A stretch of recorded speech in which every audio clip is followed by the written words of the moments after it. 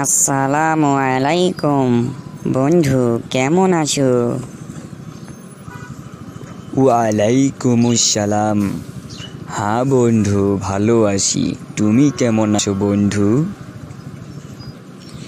এই তো বন্ধু, আছি, ভালোই আছি। তো বন্ধু, এপ্রিল মাসের 10 তারিখে তো এসএসসি পরীক্ষা। তো এবার কি ভাবছো, রোজা কি রাখবে কি রাখবে না? না, এবার আর আমি রোজা রাখবো না। যে পড়ার চাপ, আর তাছাড়াও আমারও এখনো অধ্যায় থেকে নাই। না বন্ধু, তুই রোজা রাখবি কি? আমি রোজা রাখবো না।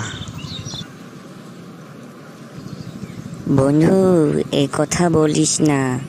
রোজা না রাখলে আল্লাহ বেজার হয়ে যাবে। হয়তোবা এই রোজার উসিলায় আল্লাহ তোকে তোর অধ্যায়গুলো সম্পূর্ণ পূরণ করে দিতে পারে, কিংবা এই রোজার উপলক্ষে হয়তোবা তোমার পরীক্ষায় তুমি সর্বোচ্চ মার্ক উঠাইতে পারো। বন্ধু, রোজা রাখতে হবে। রোজা ছাড়া আমাদের কোনো উপায় নেই। সারা বছর জুড়ে তো আমাদের একটাই মাস, যে মাসে আমরা আল্লাহর ইবাদত করতে পারি।